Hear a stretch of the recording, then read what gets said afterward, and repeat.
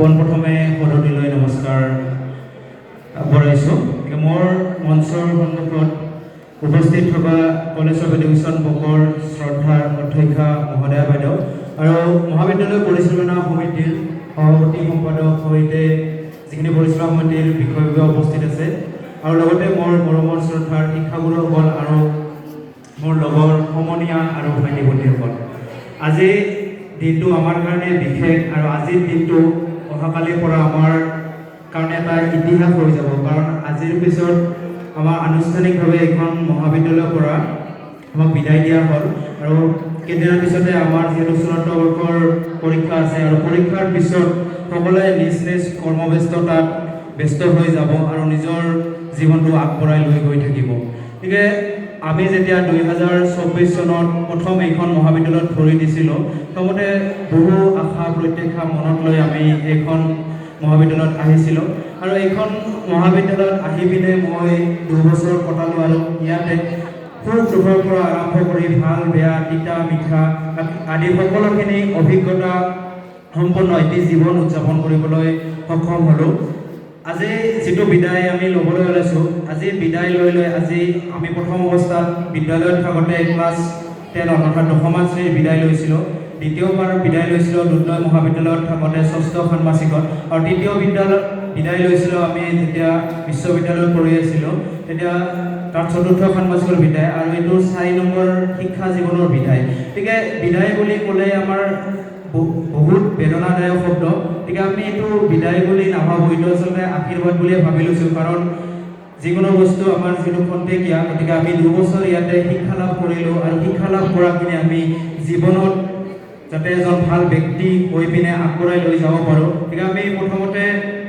আমি নিজকে গঢ় দিব লাগিব আৰু গঢ় দিয়াৰ কাৰণে আমি প্ৰথমতে মানুহৰ পৰা মানুহ হ'ব লাগিব আৰু যেতিয়া আমি সকলোৱে মানুহৰ পৰা মানুহ হ'ম, নিশ্চয় আমি এদিন সফল হ'ম আৰু সেই সফলতাৰ আঁৰত বহুত ত্যাগ কষ্ট জড়িত হৈ থাকে। আজি ইয়াতে যিসকল মোৰ লগৰীয়া বা সমনীয়া ভাইটি ভণ্টিসকল আছে, সকলোৱে অলপ কষ্ট কৰি আছে, যিহেতু আমাৰ সকলোৱে একোজন উচ্চ ডিগ্ৰীধাৰী লৈ ইয়াতে আমি যিহেতু ছাত্ৰ নহয়, আচলতে প্ৰশিক্ষাৰ্থী হয়। আমি প্ৰথম উপস্থিত হোৱা দিনৰ পৰা ছাৰ বাইদেউসকলে শিকাই আহিছে যে তোমালোক ছাত্ৰ নহয়, এতিয়া প্ৰশিক্ষাৰ্থীহে। আচলতে আমি ইয়াতে শিকিবলৈ আহিছোঁ আৰু বহুখিনি শিকিলোঁ। আজি মোক যদি সোধা হয় যে তোমাক কলেজখনে কি দিছে, আচলতে মই এইটো কথাই কওঁ,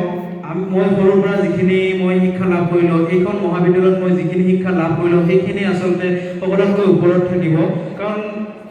যদি জীৱনটো এখন কিতাপ হয় তেতিয়াহ'লে কলেজ অফ এডুকেশ্যন বকো হ'ব মোৰ সোণালী জীৱনৰ এটি অধ্যায় আৰু এই অধ্যায়টো মই কেতিয়াও পাহৰিব নোৱাৰিম। গতিকে আজি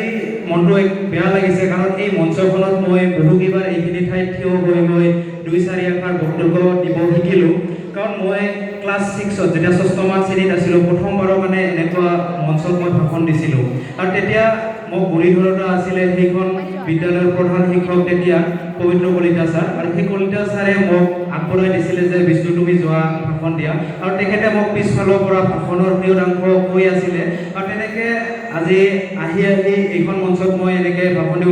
পাৰিছোঁ আৰু এইখিনি মোক সুযোগ সুবিধা দিয়াৰ বাবে মই অশেষ ধন্যবাদ জ্ঞাপন কৰিছোঁ। আৰু আজি অনুষ্ঠানটো ইমান সফলভাৱে উদযাপন কৰাৰ বাবে BA প্ৰথম বৰ্ষৰ প্ৰশিক্ষাৰ্থীসকলক মই অন্তৰৰ পৰা শ্ৰদ্ধা নিবেদিছোঁ। তেখেতসকলে আমাক ইমান সুচাৰুৰূপে আমাক প্ৰতিটো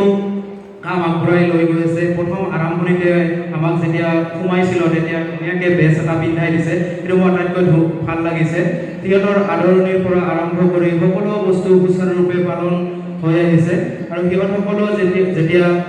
অহা বছৰ যাব, সিহঁতসকলেও আজিৰ দিনটো বেয়া লাগিব বা অনুধাৱন কৰিব। গতিকে আজিৰ দিনটো সঁচাকৈ স্মৰণীয় হৈ ৰ'ব। গতিকে আৰু এটা কথা শেষত ক'বলৈ ওলাইছোঁ,